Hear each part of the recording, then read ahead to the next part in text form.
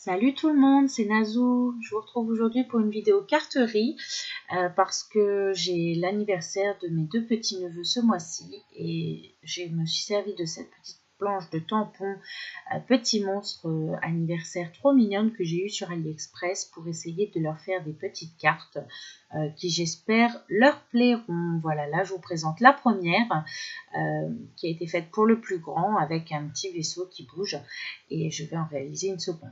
Alors, comme vous le voyez hors caméra, j'ai découpé avec les deux dies que je vous montre mon fond de carte, donc carré avec une fausse couture, et puis un cadre festonné pour mettre par-dessus. Voilà, je range tout ça parce qu'il y en a un petit peu partout. Et je vous montre les angles que je vais utiliser. Alors, j'ai choisi la Memento parce que elle s'utilise très bien avec les feutres à alcool. J'avais sorti la Versafine parce que comme je vais faire un fond distrait, je pensais tamponner dessus et faire réagir avec de l'eau. Mais finalement, je n'utiliserai pas. Et enfin, ma Versamark pour embosser à la fin mon sentiment.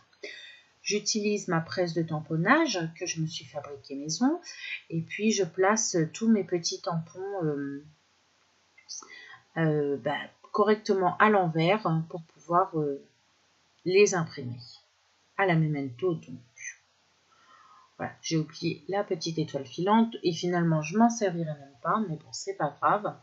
Heureusement que j'utilise ma presse de tamponnage parce que j'ai vraiment raté mon premier tamponnage, mais comme le papier est bien calé, et bien voilà, vous voyez, je remets de l'encre, je retamponne et puis finalement le tamponnage est parfait, ni vu ni connu. Allez, je me sers de la boîte que je me suis fabriquée avec de la mousse imbibée de produits pour tampons, pour nettoyer les tampons. Et je nettoie mes tampons. Bon, ça m'embête un peu, elle est super cette boîte, mais du coup mes mousses sont toutes noires. Je ne sais pas du tout comment on fait pour les laver. Si vous savez, si vous avez une astuce, n'hésitez pas. Sinon, je pense que j'ai essayé tout simplement de la laver au savon et de voir si ça sèche ou si je dois décoller les... Comme j'aime bien les chutes bien découpées, pour pouvoir mieux les ranger et les réutiliser ensuite, je découpe au massicot et je garde juste ce dont j'ai besoin. Voilà, comme je vous ai dit, je vais travailler au feutre à alcool, donc je sors le nuancier que je me suis fabriqué. J'utilise presque essentiellement des feutres à alcool d'AliExpress, tout simplement parce que je n'ai que ça pour l'instant. J'ai quelques feutres Action, et puis des feutres d'une marque qui s'appelle DB Twin, dont j'ai jamais entendu parler ailleurs, mais que j'avais acheté dans un magasin de loisirs créatifs. C'est pas mal. J'avoue que je suis quand même très satisfaite des feutres AliExpress. J'en ai eu en tout et pour tout sur le lot 2 qui était un peu sec, sur un lot de 80 feutres. Mais sinon, j'en suis vraiment très contente. Et d'ailleurs, pour comparer avec les feutres Action, dont j'ai reçu un lot, je trouve qu'Action, les mines sont un peu plus rigides. Et moi, je préfère celles d'Ali qui sont plus souples. Maintenant, au niveau des feutres d'AliExpress, ce qui m'embête un petit peu, c'est que je trouve les couleurs relativement ternes. Au niveau du vert, du jaune, du orange, j'arrive pas à trouver des choses qui soient vraiment peps. Ça fait toujours un espèce de rendu un peu pastel. Je dois recevoir prochainement des feutres Action. Je verrai si c'est mieux ou pas. De toute façon, je ferai avec. Je ne vous fais pas de tuto sur la mise en couleur en elle-même parce que je débute. J'ai encore plein de choses à revoir. Bon, j'utilise le principe que vous pouvez voir dans toutes les vidéos, c'est-à-dire on met d'abord la couleur la plus claire, ensuite la couleur intermédiaire et enfin la couleur la plus sombre pour revenir ensuite sur la couleur intermédiaire et fondre le tout avec la couleur la plus claire. C'est à peu près ça. On peut faire autrement, mais moi ça me convient bien comme ça. Maintenant, c'est vrai que je ne suis pas du tout une pro des ombres. J'ai vraiment beaucoup de mal à comprendre comment elles arrivent sur le dessin la plupart du temps. Donc je fais un petit peu comme je peux, mais bon, je trouve que je suis satisfaite pour l'instant de ce que j'obtiens et voilà, je continue à m'entraîner pour faire mieux. Au début, sur le premier petit monstre, j'ai essayé de ne pas dépasser et puis en fait, je me suis rappelé que j'allais les découper et bon, j'ai choisi de les découper au rabord. Comme ça me permet vraiment de dépasser complètement. Je peux même en mettre sur les yeux parce que vous verrez, je vais faire quelque chose d'un petit peu spécial pour les yeux des monstres tout à l'heure. Voilà, donc ça me permet de bien fondre les couleurs en repassant. Et voilà.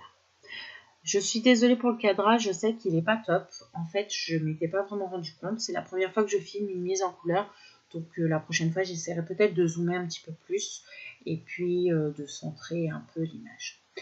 Voilà, je vous laisse en musique pour la fin de cette colorisation. À tout à l'heure.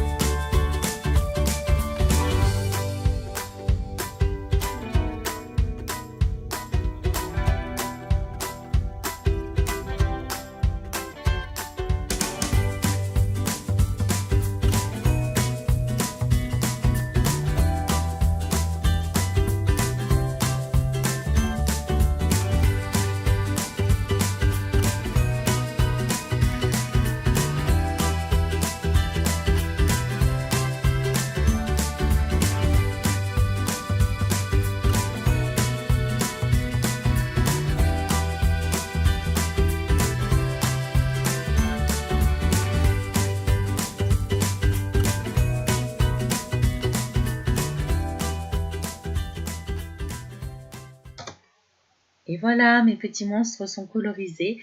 Et maintenant, je vais les découper à ras-bord et passer un feutre noir tout autour pour cacher les erreurs de découpe.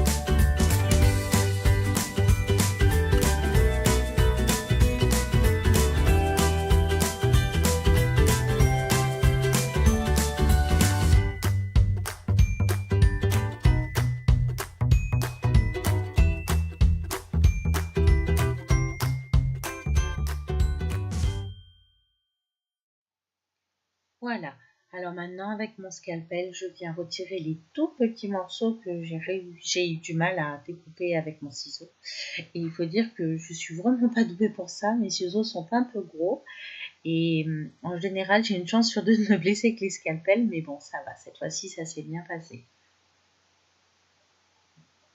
J'évite le contour de ma planète. Je passe les petites tranches en noir de ce qu'il me reste à faire. Alors moi, je me sers d'un stylo feutre aquarellable noir, mais vous pouvez prendre n'importe quoi, hein. C'est juste parce qu'en fait, le mien a une grosse pointe, donc je trouve ça plus pratique. Il faut toujours bien sûr le prendre, le mettre à l'arrière du dessin, hein, au cas où une petite manip et ça glisse et on a foutu en l'air tout le tamponnage. Par contre, je vous déconseille d'utiliser un marqueur, par exemple, parce que ça imbibe trop le papier et ça fait de vilaines traces. Moi, ça m'est déjà arrivé. Voilà, alors maintenant je sors tout mon matériel parce que j'ai reçu d'AliExpress les petits yeux qui bougent, vous savez, que j'avais commandé. En fait, j'avais vu ça dans une vidéo de Nelvea Chan et j'avais trouvé ça absolument super. Ça faisait un moment que je voulais en commander, notamment pour la couture. Et je viens me servir d'un outil que j'ai reçu d'Ali également, en fait, qui à la base est utilisé dans une activité qui s'appelle le diamond painting. Donc, moi, je connais pas trop. Mais en fait, le petit outil rose que j'ai en main, on lui met on imbibe d'une espèce de colle qui fait que ça adhère aux petits éléments, un petit peu comme le Pick Me Up. Et en fait, ça me permet de pouvoir placer facilement les choses, tout comme un Pick Me Up en fait. Et pour coller mes petits yeux, je me sers du Glossy Accent. Alors ensuite, une fois que j'ai bien mis tous mes yeux, je les laisse sécher tranquille dans leur coin. Et je vais récupérer un stylo gel blanc pour remettre en blanc les petits détails sur lesquels j'avais colorisé, alors notamment les petits crocs des monstres. Sur ce petit monstre là il y avait 3 petites taches, donc je vais repasser en blanc également. Allez, je range tous mes petites saletés dans leur sachet parce que j'aime bien quand c'est propre, et je sors ma plaque de téflon pour pouvoir commencer à coloriser mon fond au distress. Alors, je vais prendre tout un assortiment de bleu. Il y a du nuit, du pétrole et de l'outre-mer, je crois. Et ensuite, du verveine pour rajouter un petit peu de vert jaune dans mon ciel galaxie, on va dire. Voilà, je commence à appliquer avec mes mousses ma distress en commençant par la plus claire. J'essaye de faire quelque chose de pas lisse du tout, histoire de donner un petit peu de profondeur. Alors, en fait, je vous dis de la distress, mais c'est pas vraiment de la distress, c'est des Easy. Donc que j'avais commandé dans mes pochettes et que j'aime vraiment beaucoup. En plus, les couleurs sont peps, c'est génial. Ça me plaît, ça ressemble vraiment à ce que je pensais utiliser. Le seul inconvénient, je ne sais pas comment vous faites, mais c'est que j'en ai plein les doigts. Et alors moi, avoir les mains sales, j'aime pas trop ça à la base. Et c'est vrai que j'en ai plein les doigts. Le simple fait de récupérer la mousse à l'arrière du petit boîtier ou de la remettre, mais voilà, c'est foutu. Mes mains sont toutes sales. Donc entre deux applications, je suis obligée d'aller laver mes mains si je change de couleur. Enfin non, pas quand il s'agit des mêmes nuances, mais par exemple si je fais des cartes de Project Life ou ce genre de choses et que je vais utiliser plusieurs couleurs pour faire des fonds de couleurs vraiment différentes, je suis obligée d'aller laver mes mains et ça sort pas forcément correctement. Voilà, si vous avez des astuces, parce que moi dans vos vidéos, je ne vois pas que vous ayez les mains très sales, dites-le moi. Voilà, donc j'ai fait mon fond avec mes 3 couleurs. Je viens essayer, comme vous voyez, de nettoyer mes mains. Et puis je récupère de l'eau pour projeter des petites gouttelettes sur mon papier que je viens absorber. Et ça mange un petit peu la couleur pour donner du relief. Comme je trouve qu'il n'y en a pas assez, je pchie directement dessus. Et je reprends ma petite étoile filante du début parce que j'ai une petite idée que je vais essayer de faire fonctionner. Puis finalement, ça ne ressemble pas vraiment à ce que je voulais. Mais bon, voilà, je me suis dit que si je la tamponnais dans l'eau et que je passais sur mon papier, peut-être que ça mangerait la couleur en forme d'étoile. Mais c'est pas super concluant. À voir. Peut-être qu'il y a moyen de fonctionner autrement pour arriver au même résultat. Voilà. Je récupère mon Posca blanc pour utiliser un petit peu de peinture acrylique et faire des projections, des petites projections sur mon papier afin de donner vraiment une impression de fond étoilé. Je nettoie ma plaque de téflon, je la change carrément de côté parce que là je vais coloriser donc le cadre par-dessus avec la couleur verveine qui est un mélange de vert un petit peu jauni que je trouvais aller bien dans mon fond Galaxy. Et puis pour vieillir un petit peu les bords et rajouter de la profondeur, je vais ancrer les côtés avec de la Distress Vintage Photo. Et il y a un endroit où j'en ai mis un petit peu trop, donc je pchite de l'eau, je passe mon petit microfibre et puis ça retire un petit peu de la couleur. Voilà, je regarde, j'essaye de caler un petit peu mes monstres voir comment je peux les positionner pour que ça me plaise. Mais finalement, je me rends compte que les couleurs des monstres étant un petit peu ternes, ça ressort pas assez sur mon fond. Donc, je rajoute un petit peu de violet, en l'occurrence la couleur cassis. Et puis, comme ça a recouvert mes projections blanches, j'en remets un petit peu. Allez, on range tout ça, on nettoie un petit peu pour travailler sur un endroit organisé et propre. Juste un petit pchit d'eau sur mon tapis, ça suffit largement à nettoyer. Et maintenant, je vais essayer de placer mes monstres, voir comment je les mets avec mon sentiment, afin de pouvoir commencer à les coller. Donc, j'ai décidé de mettre le cadre en relief. Donc, je vais coller mes monstres directement sur le cadre, et je rajouterai des mousses 3D tout le long du cadre et derrière les monstres. Voilà, je galère un petit peu à trouver un positionnement qui me convient, mais une fois que c'est trouvé, j'utilise ma colle avec ce petit applicateur à embout très très fin pour venir en coller mes monstres à la fois à l'arrière du cadre et par-dessus pour les morceaux qui sont à cheval. J'essaie de donner un petit peu de dynamisme.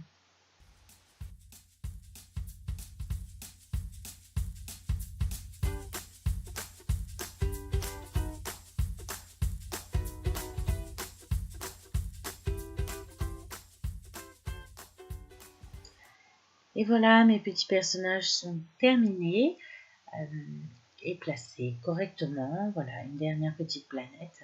Et maintenant, je regarde comment je vais bien pouvoir placer mon sentiment, que finalement, je vais embosser avec de la poudre Silver d'Artemio. Donc, je le place sur ma plaque de tamponnage et puis je passe mon petit coussin antistatique, donc que j'ai réalisé avec du talc, et ensuite j'embosse à la Versamark. Alors, j'ai eu un petit problème d'appareil photo qui a arrêté de filmer, donc j'ai embossé hors caméra et puis j'ai fait le montage 3D également hors caméra avec mes petites mousses comme vous allez le voir sur les côtés, et j'ai collé ma base sur un fond de carte en craft blanc, non pardon, en canson blanc, et c'est là qu'on va se retrouver. Voilà, donc j'ai décidé de la monter en chevalet. Voilà, vous pouvez voir sur le côté les petites mousses blanches 3D. C'est pas plus mal que ce soit hors caméra parce qu'il y en avait vraiment beaucoup et c'était un jeu de patience pour retirer toutes les petites pellicules par-dessus. Alors je m'embête pas à calculer, à mesurer, hein. Je me sers de mon tapis de découpe pour m'aligner et puis voilà, là je trouve que j'ai laissé une trop grande bande, donc je reviens essayer de recouper. Ce sera pas super concluant parce que la bande est tellement fine qu'en bas ça va pas couper bien, mais c'est pas grave parce que en fait quand je vais replier mon papier, ce qui a été mal coupé c'est sur un excès de papier, donc c'est pas un problème. Voilà, donc je me sers encore une fois de mon tapis de découpe. Je récupère l'arrière de ma pince à épiler pour replier parce que j'ai toujours pas de plioir. Voilà, je replie ma carte, je marque bien le pli avec mon ongle, un dernier coup de cutter et cette carte est terminée. Voilà, j'espère qu'elle vous a plu, que ça vous a donné envie de reproduire.